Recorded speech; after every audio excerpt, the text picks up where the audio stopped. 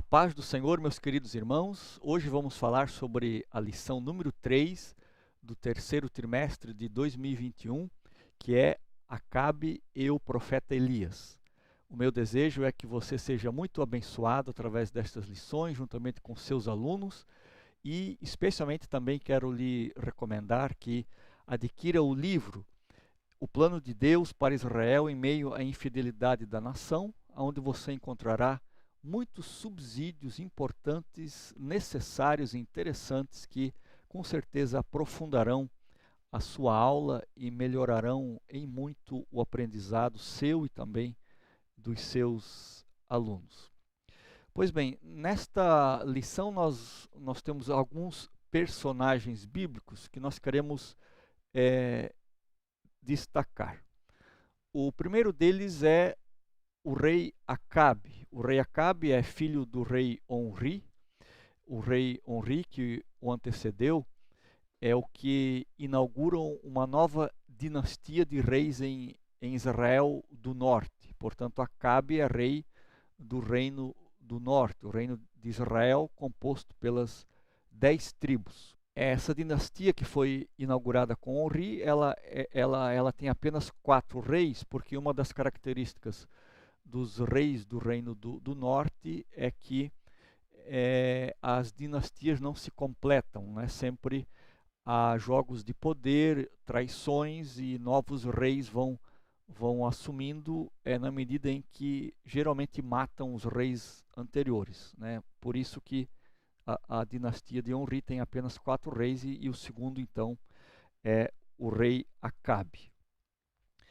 Acabe tem várias características, né? Uma delas é que ele é um rei idólatra, justamente porque ele acaba fazendo alianças com os povos vizinhos, especialmente com a Jezabel, que é a rainha do reino da Fenícia. Nós já vamos falar sobre ela.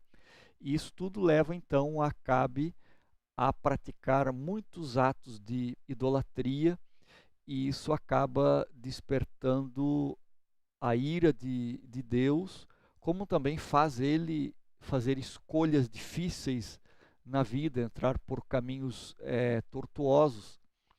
E uma das tragédias da vida de Acabe é quando ele começa a invejar a vinha de Nabote. E com isso se percebe uma característica da personalidade de Acabe, que é a autopiedade, né? Porque quando ele vai negociar com Nabote e Nabote não consegue negociar com ele porque a vinha era uma herança de família, a reação de Acabe é se deitar numa cama cheio de autocomiseração e cheio de autopiedade. Isso desperta em sua esposa Jezabel sentimentos perversos, e ela manda então matar Acabe e toma posse daquela vinha, o que desagrada muito a Deus, né? E a partir disso então os dois têm a sentença determinada sobre eles, que eles serão em breve mortos. E essa sentença é dada pelo profeta Elias. Acabe então é um contumaz pecador, a tal ponto que ele não consegue mais nem discernir os propósitos do seu coração, porque quando a pessoa é tomada pela inveja, como é o caso dele, e depois pela autocomiseração, se percebe que é uma pessoa completamente dominada pelos seus instintos mais perversos, digamos, seus instintos mais baixos. Ele se deixa dominar por esses seus instintos. E isso tudo, como eu já dizia antes, começa com a idolatria. A idolatria ela abre portas, né, para todas essas demais perversidades. E quando a pessoa não consegue mais ler a si mesma, como é o caso de Acabe, ela entra numa sequidão espiritual muito grande. E como ele era uma pessoa muito iminente, proeminente, pois ele era o rei, essa sua própria sequidão espiritual vai se refletir também nesta grande seca, né, que foi profetizada pelo profeta Isaías.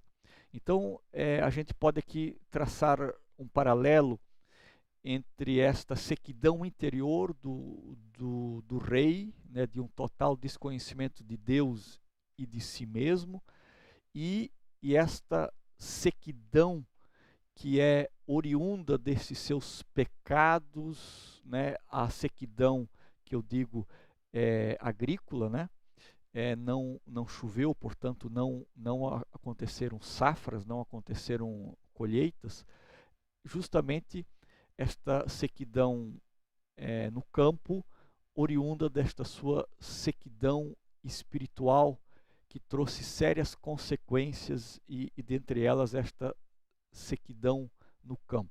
Portanto, aqui se percebe o grande perigo que nós corremos quando o nosso próprio ser interior é tomado por esta sequidão. Por isso, nós precisamos sempre estarmos bebendo na fonte verdadeira que é Deus, para conhecer a Ele e ao seu propósito, e com isso nós conhecermos-nos a nós mesmos, porque com isso nós vamos estar abençoando as pessoas à nossa volta. Muito diferente da situação que Acabe se colocou e colocou também todo o povo que estava à sua volta, pôs todos a sofrerem, justamente porque ele estava totalmente iludido na sua sequidão espiritual, o que veio também a causar uma sequidão agrícola, uma sequidão no campo. Portanto, Israel teve sérias consequências por causa desta dificuldade que Acabe teve, e isso também nos serve de advertência e de sinal para os dias de hoje.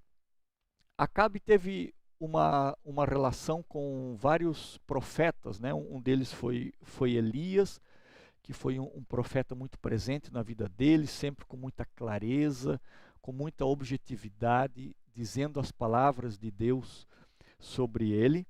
Também teve um relacionamento com o profeta Micaías, né? Ele inclusive, porque a mensagem que Micaías trouxe para Acabe não lhe agradou, ele mandou prendê-lo e apenas tratá-lo com pão e água.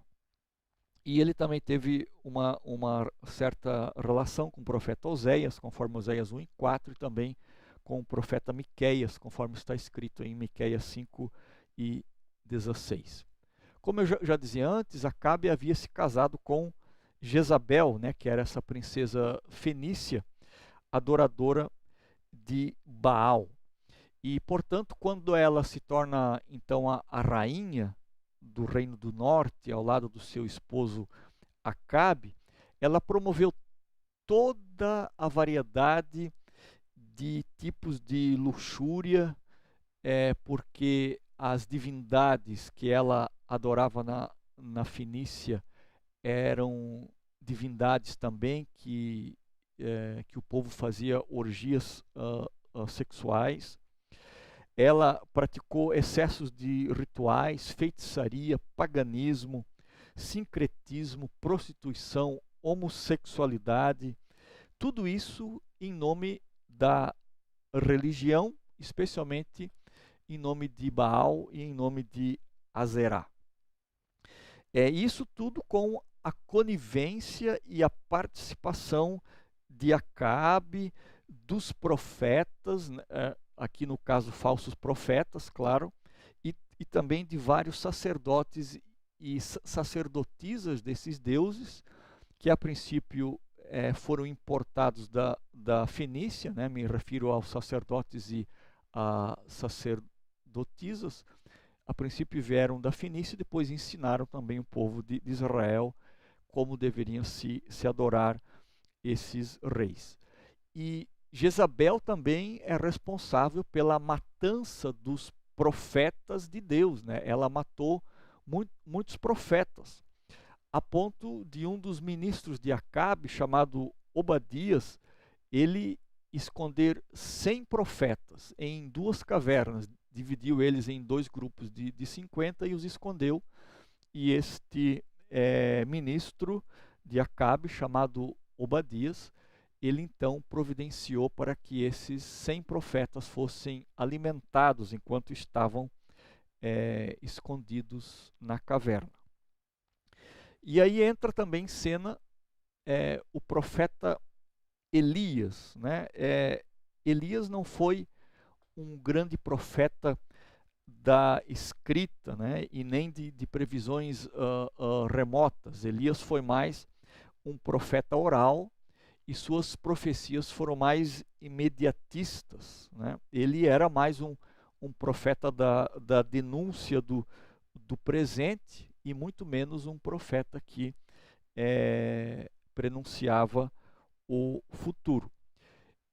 No entanto, ele é o maior profeta oral do Antigo Testamento e, como já disse, sua função era interpretar, discernir e denunciar o presente muito perverso que estava presente em Israel, especialmente aqui neste caso no reinado de Acabe e Jezabel.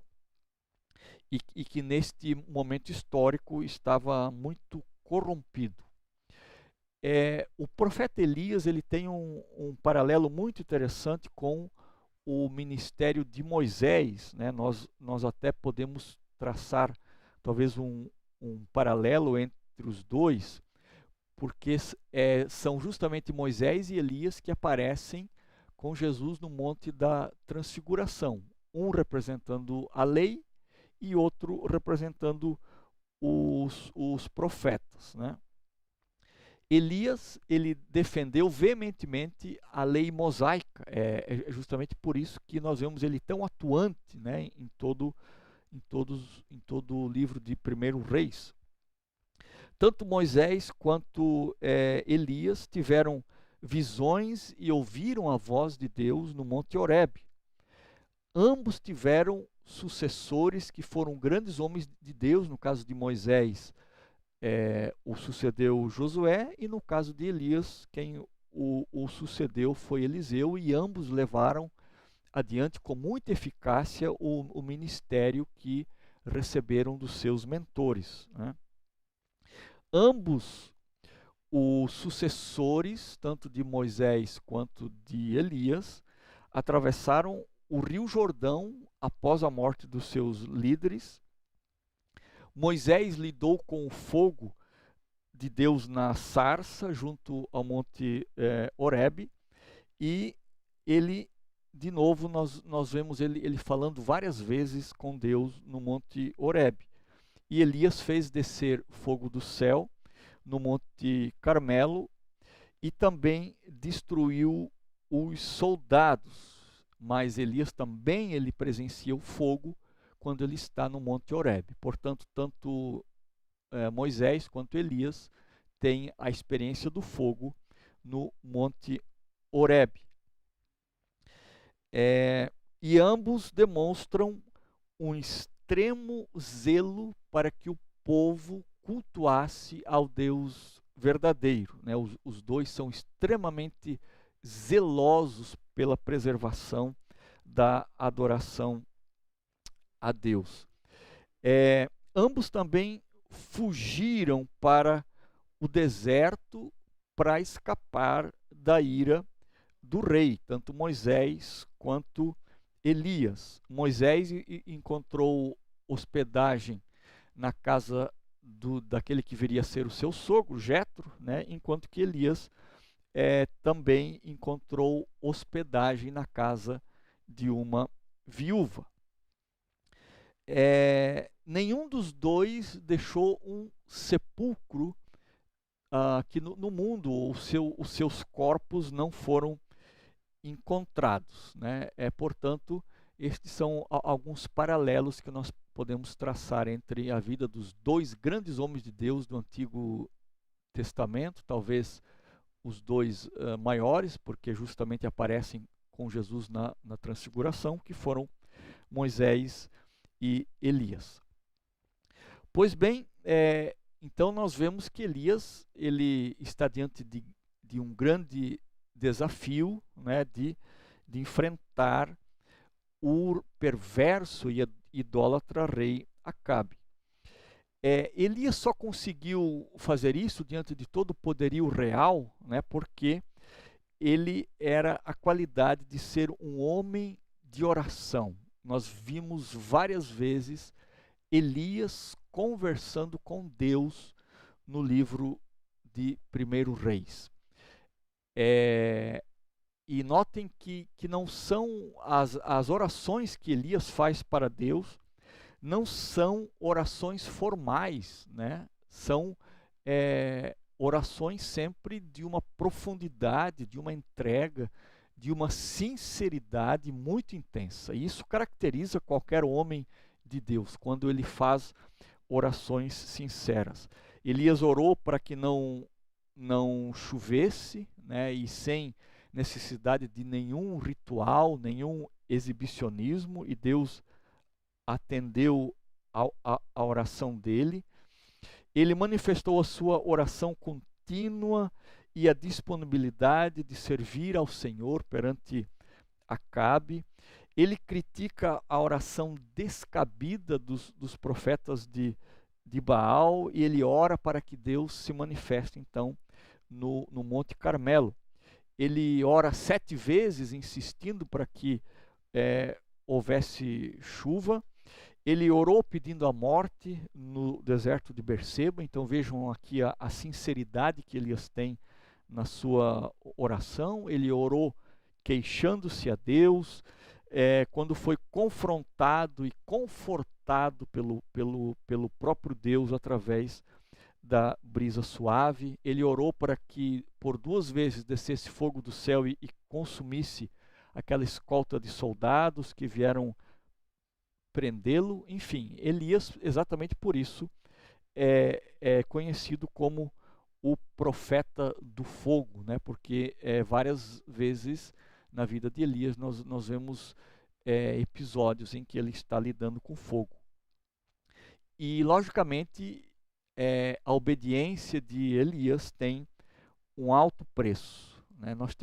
Nós vimos muitas vezes profetas palacianos que comem à mesa do rei, mas que justamente para manter os seus privilégios, eles não correm o risco de contrariarem o rei. Mas com Elias é diferente. Elias corajosamente não se importa com as consequências, não se importa com a perseguição, com o risco de vida e a ameaça de morte que lhes são impostas por Acabe e Jezabel, e mantém a sua palavra com muita firmeza, com muita clareza, mantendo a sua obediência a Deus a todo custo. Então veja como é necessário que hoje também a gente siga esse exemplo do profeta Elias diante de uma sociedade corrompida, pecaminosa, diante de tantas dificuldades que nós vemos, quer em governantes, quer às vezes em pessoas simples que se afastam de Deus.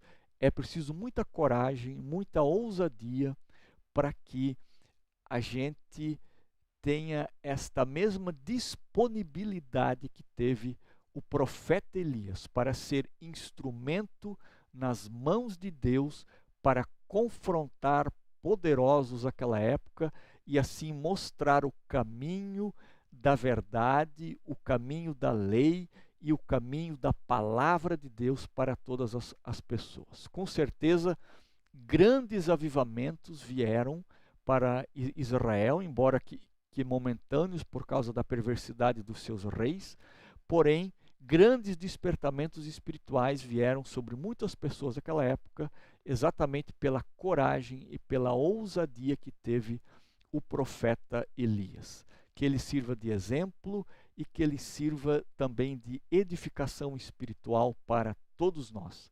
Que Deus lhe abençoe, tenha uma excelente escola dominical.